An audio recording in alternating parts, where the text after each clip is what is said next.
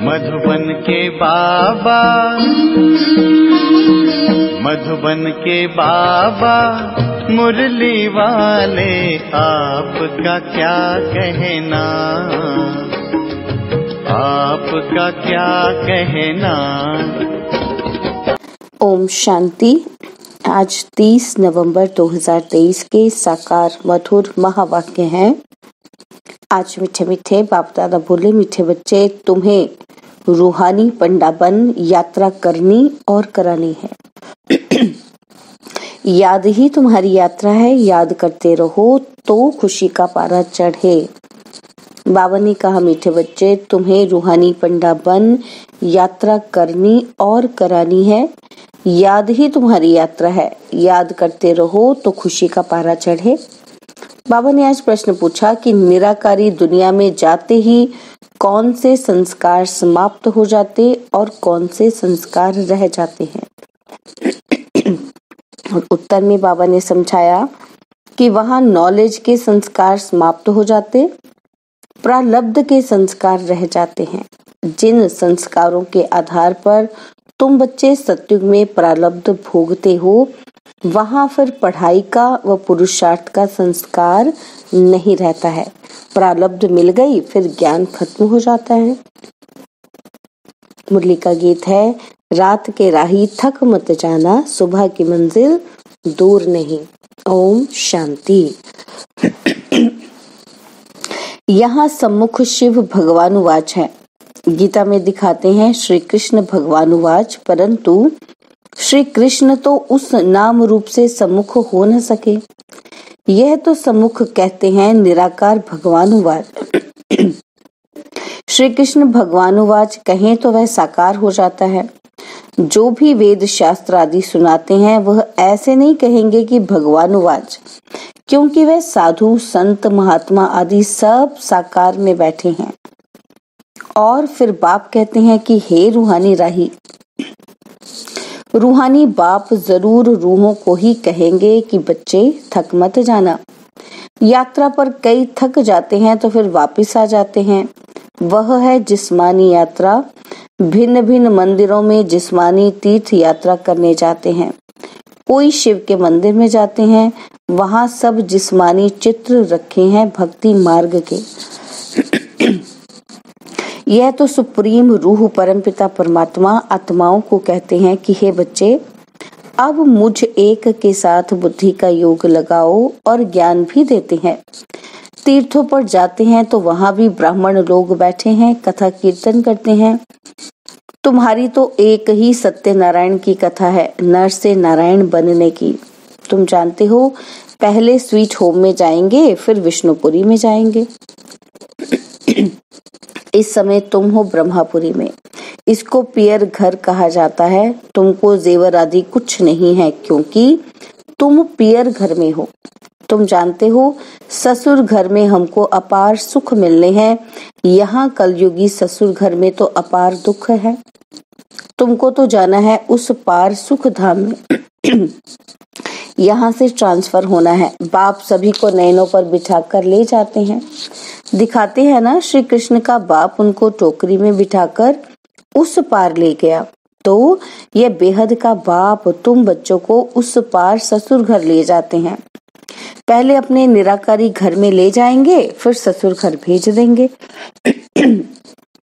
तो वहां ये सब पियर घर ससुर घर की बातें भूल जाएंगी। वह है निराकारी पियर घर, और वहां ये नॉलेज भूल जाती है। नॉलेज के संस्कार निकल जाते हैं, बाकी प्रारब्ध के संस्कार रह जाते हैं। फिर तुम बच्चों को प्रारब्ध ही ध्यान में रहती है। प्रारब्ध अनुसार जाकर सुख के जन्म लेंगे। सुख धाम जाना है। प्रारब्ध मिल गई, फिर ज्ञान खत्म। तुम जानते हो, प्रारब्ध में हमारी फिर वही एक्ट चलेगी। तुम्हारे संस्कार ही प्रारब्ध के हो जाएंगे। अभी है पुरुषार्थ के संस्कार। ऐसे नहीं कि पुरुषार्थ और प्रारब्ध दोनों संस्कार वहां रहेंगे।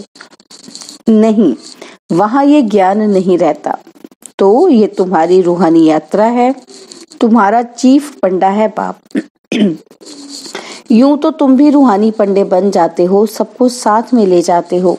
वह है जिस्मानी पंडे, तुम हो रूहानी पंडे। वह लोग अमरनाथ पर बड़े धूमधाम से जाते हैं, झुंड के झुंड खास अमरनाथ पर बहुत धूमधाम से जाते हैं। बाबा ने देखा है कि कितने साधु संत बाजे गाजे ले जाते हैं, साथ में डॉक्टर आदि भी ले जाते हैं, क्योंकि ठंडी का समय होता है, कई बीमार पड़ जाते हैं। तुम्हारी यात्रा तो बहुत सहज है। बाप कहते हैं याद में रहना ही तुम्हारी यात्रा है, याद मुख्य है। बच्चे याद करते रहें तो खुशी का पारा चढ़ा रहे। साथ में औरों को भी यात्रा पर ले जाना है। यह यात्रा एक ही बार होती है। वह जिस्मानी यात्राएं तो भक्ति मार्ग से शुरू होती हैं। यह भी कोई शुरुआत में नहीं होती। ऐसे नहीं कि फट से मंदिर चित्र आदि बन जाते हैं। वह तो आहिस्ते आहिस्ते बाद में बनते जाते हैं।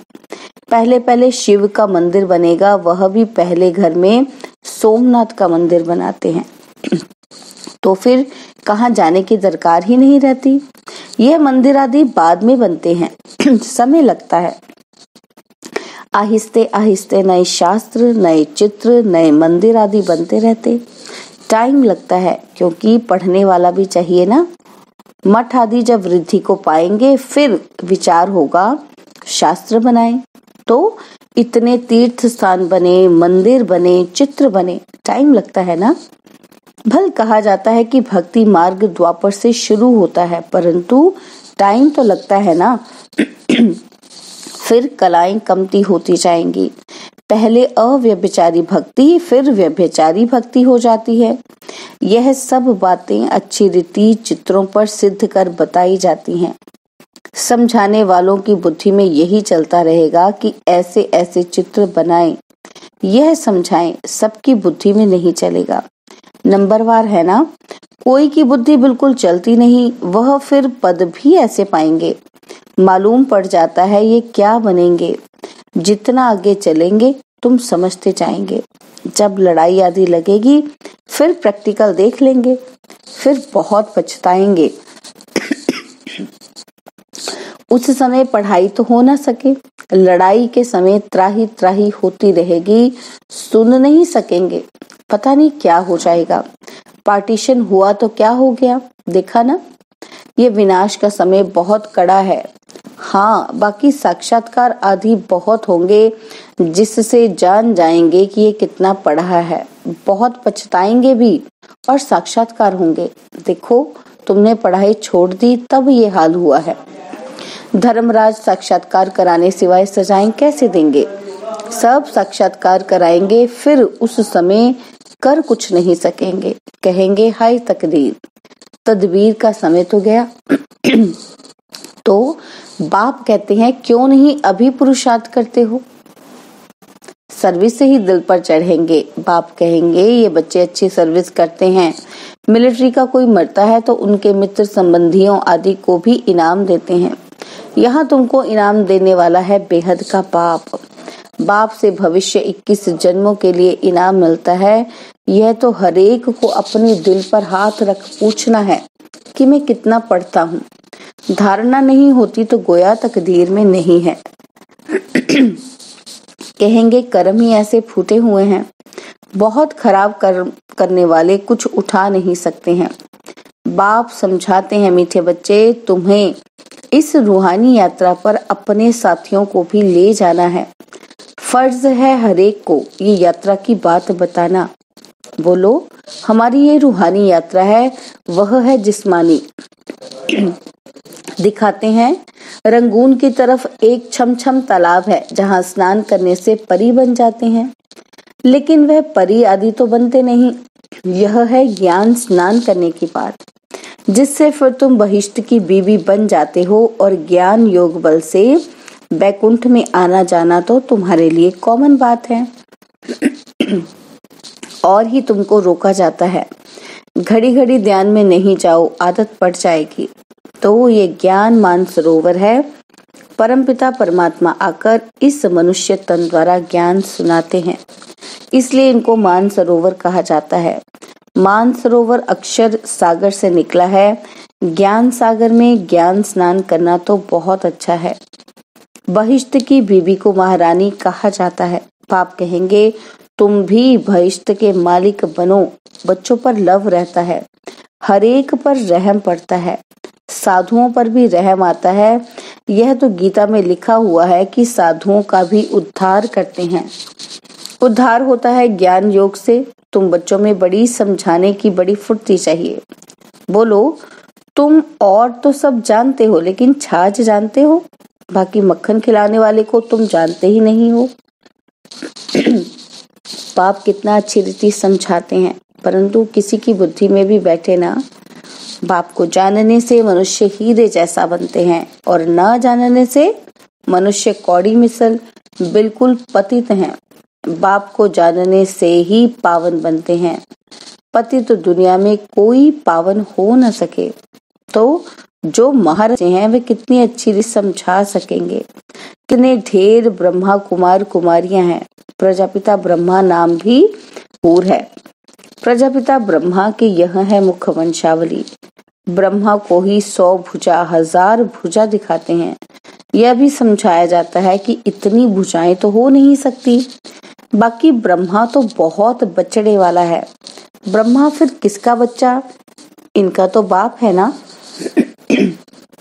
ब्रह्मा है शिव बाबा का बच्चा। इनका और कौन बाप हो सकता? मनुष्य तो कोई हो नहीं सकता। ब्रह्मा विष्णु शंकर गाए जाते हैं सूक्ष्म वतन के।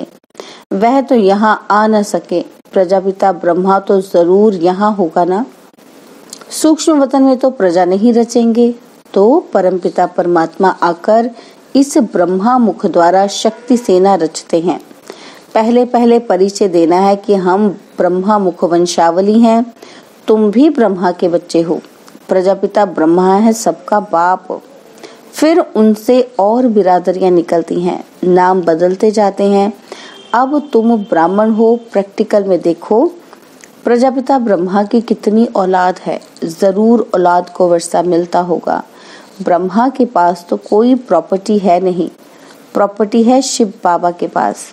ब्रह्मा वल्द शिव बेहद के बाप से ही वर्षा मिलता है। ब्रह्मा द्वारा शिव बाबा बैठ पढ़ाते हैं। हमको दादे का वर्षा मिलता है। बाबा समझाते तो बहुत हैं, परंतु योग नहीं, कायदे पर नहीं चलते, तो बाप भी क्या करे। बाप कहते हैं इनकी तकदीर। अगर बाबा से पूछें तो बाबा बता सकते हैं इस हालत में तुम्हारा क्या पद होगा। दिल भी गवाही देता है मैं कितनी सर्विस करता हूँ, श्रीमत पर कहाँ तक चलता हूँ। श्रीमत कहती है मन मना भव। सबको बाप और वर्षे का परिचय देते रहते हैं, ढिंढोरा भी पीटते रहते हैं।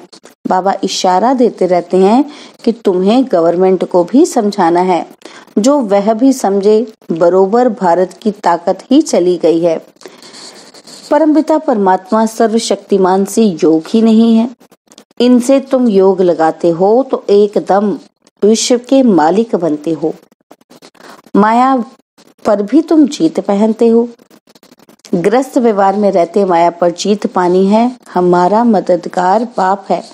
कितना समझाया जाता है, धारणा करनी चाहिए। बाबा ने समझाया है धन दिए धन न खुटे। सर्विस करेंगे तब बाबा की दिल पर चढ़ सकेंगे, नहीं तो इम्पॉसिबल है।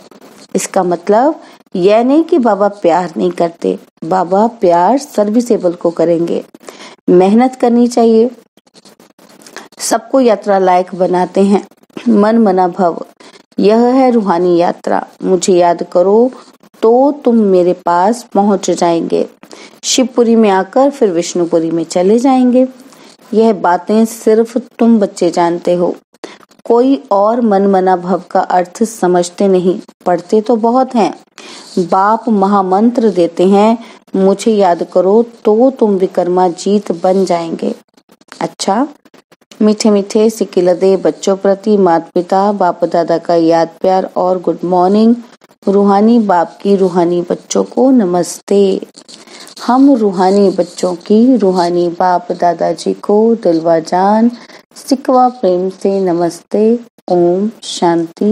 प्यारे बाबा, मीठे बाबा, मेरे बाबा, शुक्रिया बाबा, शुक्रिया बाबा, शुक्रिया। धारणा के लिए मुख्य सार है। पहला पॉइंट है ज्ञान स्नान करना है, प्यार से सर्विस कर बाप के दिल तख्त पर बैठना है, पुरुषार्थ के समय में अलबेला नहीं बनना है। बाबा कहते ज्ञान स्नान करना है, प्यार से सर्विस कर बाप के दिल तख्त पर बैठना है, पुरुषार्थ के समय में अलबेला नहीं बनना है। और सेकंड पॉइंट है बाप की पलकों पर बैठ कलयुगी दुख धाम से सुख धाम चलना है। इसलिए अपना सब कुछ ट्रांसफर कर देना है।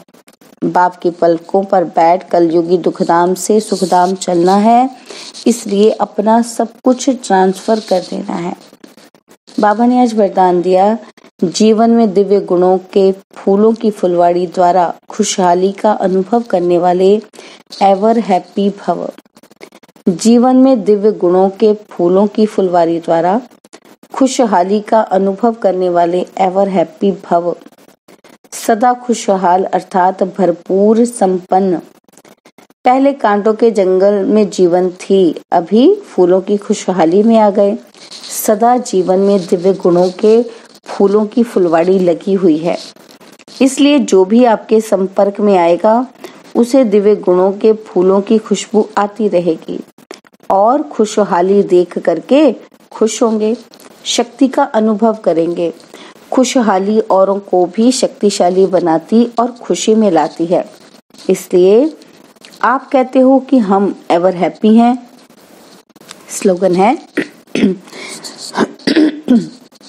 मास्टर सर्वशक्तिवान वह है जो माया के बुदबुदों से डरने के बजाय उनसे खेलने वाले हैं।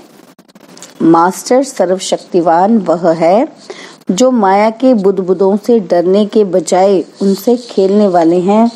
ओम शांति।